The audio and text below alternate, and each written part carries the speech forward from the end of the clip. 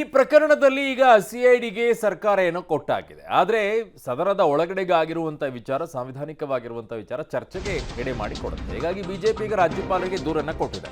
ಇದು ಮತ್ತೊಂದು ಸುತ್ತಿನ ಜಟಾಪಟಿಗೆ ವೇದಿಕೆ ಸಜ್ಜಾಗ್ತಾ ಇದೆಯಾ ಅಂತ ಈಗಾಗಲೇ ಸಭಾಪತಿಯ ಮೂಲಕ ಮಾಹಿತಿಯನ್ನು ರಾಜ್ಯಪಾಲರು ಸಂಗ್ರಹಿಸಿದ್ದಾರೆ. ಸರ್ಕಾರದ ವಿರುದ್ಧ ರಾಜ್ಯಪಾಲರಿಗೆ ಬಿಜೆಪಿ ದೂರನ್ನ ಕೂಡ ಕೊಟ್ಟಿದೆ.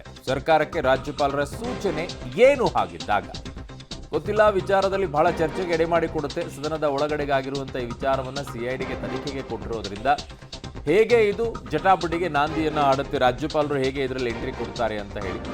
ದೇಶದ ಮೊದಲ ಪ್ರಜೆ ಹೇಗೆ ರಾಷ್ಟ್ರಪತಿಗೆ ಆಗ್ತಾರೋ ಹಾಗೆ ರಾಜ್ಯದ ಮೊದಲ ಪ್ರಜೆಯಾಗಿ ರಾಜ್ಯಪಾಲರು ಇರ್ತಾರೆ. ಅವರೇ ಈ ಸಂವಿಧಾನಿಕ ಪೀಠದ ಅಧ್ಯಕ್ಷರಾಗಿರ್ತಾರೆ ರಾಜ್ಯದಲ್ಲಿ.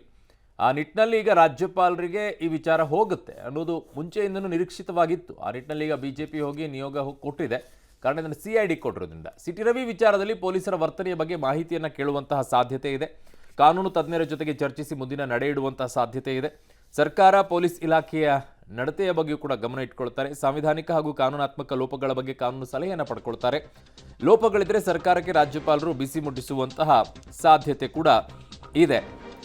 ಸೊ ಹಾಗಾಗಿನೇ ಇದು ಚರ್ಚೆಗೆ ಎಡೆ ಮಾಡಿಕೊಡ್ತಾ ಇರುವಂಥದ್ದು. ಸಾಂವಿಧಾನಿಕ ಹುದ್ದೆಗಳಲ್ಲಿ ಇರುವಂತಹ ರಾಜ್ಯಪಾಲರೀಗ ಮೊದಲನೇದಾಗಿ ಅವರೇ ಇಲ್ಲಿ. ಸೊ ಹಾಗಾಗಿ ಅವರು ಇದೆಲ್ಲವನ್ನು ಕೂಡ ನೋಡ್ಕೊಳ್ಬೇಕಾಗತ್ತೆ. ಇಲ್ಲಿ ಏನಾದರೂ ಹೆಚ್ಚು ಕಡಿಮೆಗಳಾದರೆ ಸದಸ್ಯರು ಮತ್ತು ಶಾಸಕರಿಗೆ ಏನಾದರೂ ಹೆಚ್ಚು ಕಡಿಮೆ ಸಮಸ್ಯೆಗಳಾದರೆ ಅದನ್ನು ನೋಡ್ಕೊಳ್ಬೇಕಾದಂಥದ್ದು ಅವರ ಕರ್ತವ್ಯವಾಗಿರುತ್ತೆ. ಅಲ್ಲಿ ಯಾವುದೇ ರೀತಿಯಾಗಿ ಸಮಸ್ಯೆಗಳಾದರೆ ಚ್ಯುತಿ ಬರದೇ ಇರೋ ರೀತಿಯಲ್ಲಿ ನಡ್ಕೊಳ್ಬೇಕಾಗತ್ತೆ. ಹೇಗೆ ಸ್ಪೀಕರ್ ಅವರು ಮತ್ತು ಆ ಕಡೆಗೆ ಸಭಾಪತಿಗಳು ಹೇಗಿರ್ತಾರೆ, ಸಭಾಧ್ಯಕ್ಷರು ಸಭಾಪತಿಗಳು, ಆ ನಿಟ್ಟಿನಲ್ಲಿ ಅವರೆಲ್ಲರನ್ನ ಮೇಲೇನೂ ಕೂಡ ರಾಜ್ಯಪಾಲರು ಬರ್ತಾರೆ.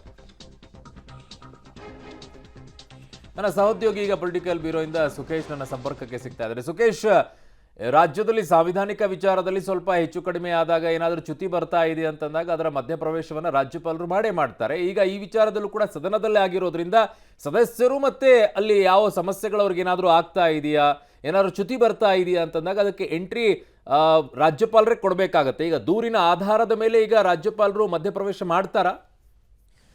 ವರುಣ್, ಒಂದು ಸ್ಪಷ್ಟ, ರಾಜ್ಯಪಾಲರಿಗೆ ದೂರನ್ನಂತೂ ಕೊಟ್ಟಿದ್ದಾರೆ ಬಿಜೆಪಿ ನಾಯಕರುಗಳು. ಆ ಬಿಜೆಪಿ ನಾಯಕರು ಕೊಟ್ಟ ದೂರಿನ ಮೇಲೆ ಸರ್ಕಾರದಿಂದ ಒಂದು ಸ್ಪಷ್ಟನೆಯನ್ನು ಕೇಳುವಂಥ ಸಾಧ್ಯತೆ ಕೂಡ ಇರುತ್ತೆ. ಯಾಕಂದರೆ ಸದನದ ಒಳಗೆ ಆಗಿದ್ದರೂ ಕೂಡ ಸದನದ ಹೊರಗೆ ಏನೆಲ್ಲ ಆಯಿತು ಅನ್ನುವಂಥದ್ದು ಆನಂತರದ ಬೆಳವಣಿಗೆ ಕೂಡ. ಯಾಕಂದರೆ ಸಿಟಿ ರವಿ ಅವ್ರನ್ನ ಬಂಧಿಸಿದ ರೀತಿ ಅಥವಾ ರಾತ್ರಿಯಲ್ಲಿ ಅವ್ರನ್ನ ಸುತ್ತಿಸಿದಂಥ ರೀತಿ ಅಲ್ಲಿ ಬೇರೆ ಬೇರೆ ಬೆಳವಣಿಗೆ ಕಾರಣ ಆಯಿತು, ಅಥವಾ ಸುವರ್ಣಸೌಧದ ಆವರಣದಲ್ಲಿ ಅವ್ರ ಮೇಲೆ ದಾಳಿಗೆ ಪ್ರಯತ್ನ ನಡೀತು.